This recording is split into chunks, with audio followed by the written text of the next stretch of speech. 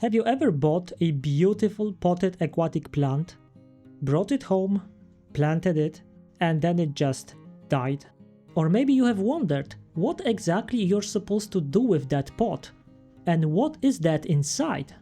Well, this is a video for you, because today I will talk through everything you need to know about potted aquatic plants, from how they are grown, how to prepare them, their advantages and disadvantages, potential risks, and few mistakes that even experienced fish keepers still make. This is my Potted Plants Masterclass for beginners. All you need to know in one place. Let's jump right in. Aquatic plants are sold in few different forms. In vitro plants, sometimes called tissue culture plants, like this one. Free floating, just like that. Sometimes they can even come in bulbs, like you can see here. But the most common way of selling them is in pots.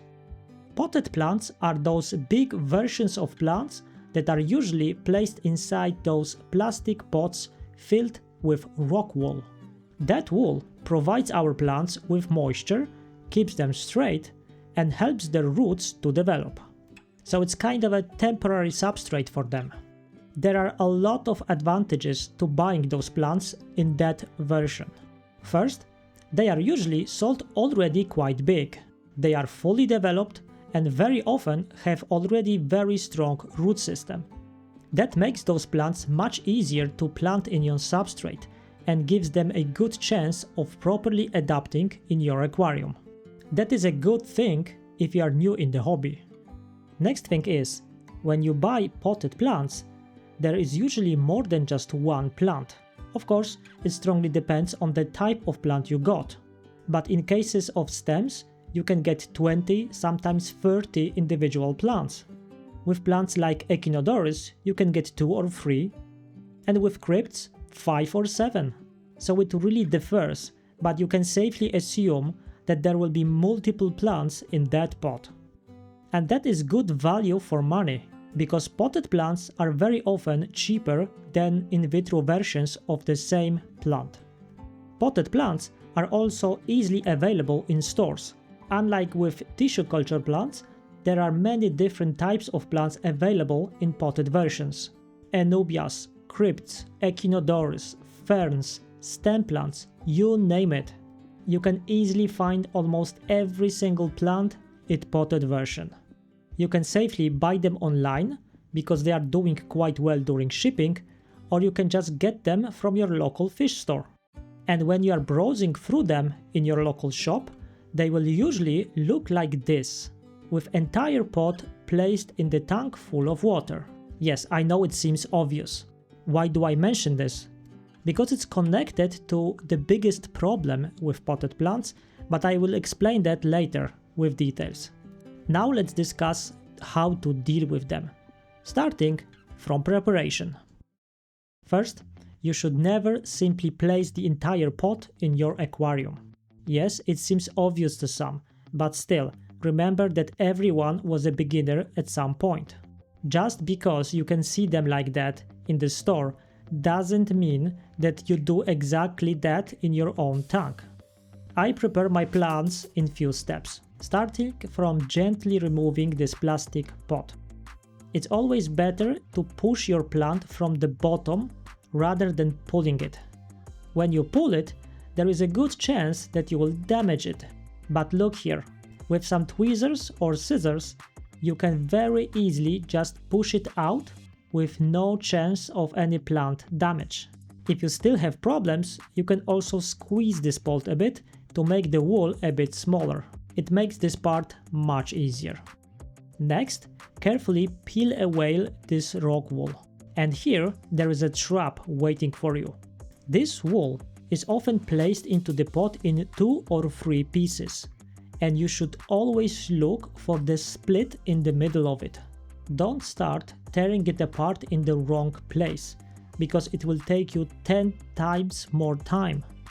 Look here, you should be able to find very clean cut in that rock wool, and you can just open it like that. This will help you remove 80% of that wool in one quick move. If it doesn't go off that easily, look for a clean line of separation. It's there. After you remove the main part, you can focus on the rest entangled between roots. Don't rush this step. Use your fingers or a pair of aquascaping tweezers to slowly separate the fibers from the roots. If the roots are tangled, rinse them in a bowl of water. Eventually, almost all of that rock wool should come off. Okay, our plants are now nice and free, but before talking about planting, I need to mention one potential problem with potted plants. Sometimes they can carry some unwanted guests. I mostly mean pest snails, snail eggs, or other unwanted creatures. Those plants are not sterile like in vitro plants. If you are interested to know more about tissue culture, I have a separate video about them. But now we keep talking about potted ones. There is no chance to clean those plants 100%, but we can greatly minimize the risk of potential plagues. First, I always suggest to wash your plants. During that process, remove all dead, yellowing and broken leaves, because there will always be few of them. This encourages the plant to focus its energy on new growth. And try to very gently wash as many leaves as possible to feel if there is something on them. Do it slowly and be careful. With some plants it's much easier, with others it's more complicated, but good wash is always beneficial. Now inspect the roots. Healthy roots are usually white, tan or light brown. Trim away any roots that are black, mushy or obviously damaged. They will rot in your tank. Next step is something optional, but I do recommend it if you are a beginner. I often place my new plants in a bath, just like this one. Leaving your plants for a few hours in a container full of water can help you spot potential pests, because they will crawl from those plants and you can very easily spot them. After a while, remove those plants and check your container. If you see any snails in there, you know it was on your plant. If there is nothing, you cannot be sure that they are clean, but again, it's all about chances. This is an easy way of avoiding future plague in your tank. So you can think about this method as a quarantine for your plants. And now we are finally ready to put our clean, healthy plants in our tank. Many potted plants actually contain several smaller plants grouped together, like you can see here. Instead of one large clump, you can divide them into smaller groups. You will end up with several individual plants that establish themselves much easier and should grow healthier. This is especially relevant to rosettes and stem plants. When it comes to the actual planting, it all depends on your plant species, and I could create a separate 20-minute video about it. But in general, stick to those basic rules. Heavy root-fitting plants like Echinodorus, Crypts, Vallisneria should have their roots buried in the substrate. The only thing to remember is that you need to avoid burying the crown, the point where the leaves meet the roots. If the crown is buried, the plant may rot and eventually die. Rhizome plants like Enubias, Java fern or Bucephalandra are completely different. You should never bury their rhizomes. Those in general should be attached to something and not planted in the substrate. You can attach them to your decorations like wood or rocks using thread, fishing line or aquarium-safe glue. Stem plants like Hygrophila, Rotala, Bacopa, Limnophila, Ludwigia, Alternantera. Those can be simply planted individually or in small groups with some space between each stem. This improves their growth and allows the light to reach the lower leaves a little bit better. So this is just high-level overview. If you want to know more about specific plants, I linked a lot of care guides for many types. And now, after our plants are properly prepared and planted, it's time to address the issue I mentioned earlier. Okay, this is something that beginner fish keepers find quite strange. But most potted aquatic plants that are sold commercially are not grown underwater. They often never went underwater before reaching you or your local fish store. They are all cultivated above the water in special greenhouses with very high humidity. This method is called immersed growth, and big plant companies are growing them like that because it's way cheaper for them. But I also need to be fair here. I don't blame them 100%. I grow a lot of plants this way myself. Growing plants immersed is faster, it greatly reduces the algae problems, it uses much less space, power and water. Without immersed growth, all plants you see in the stores would have to be few times more expensive. Okay, but this is mostly relevant for plant producers. Why I talk about this and why should you care? Well, it's because this way of growth directly impacts those plants. When you buy a new plant that was grown immersed and placed underwater just few days later by you or by your local fish shop, it needs to transition to underwater form.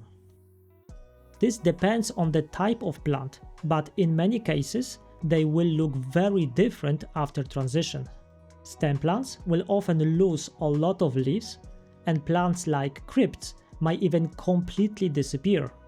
This is called plant melt, and it looks very scary, especially for beginners. But in many cases, this is completely normal. As long as the roots stay healthy, those plants will usually produce new underwater leaves over following weeks. You deal with it with patience. Like I said, this is a normal process. So don't panic, don't move your plants, and definitely don't throw them away. There is a very good chance that your new plant is just adapting to the new environment. The only thing I recommend to do during melt process is to regularly remove all melted leaves and clean all decaying plant matter from your tank. This will greatly improve your water quality and reduce the chance of algae outbreak. Apart from melting, there are also a few other things to remember about.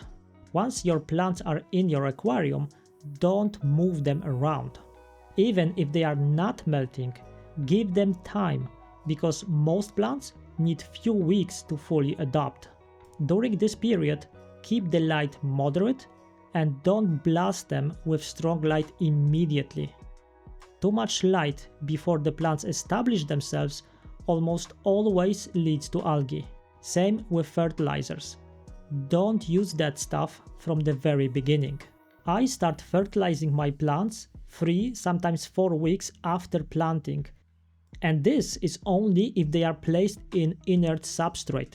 With very nutrient-rich substrate, I use liquid fertilizers only after a few months, so don't rush it. With CO2, situation is a little bit different. If you will use it, you can start almost immediately. But if you don't plan to use it at all, that's totally fine.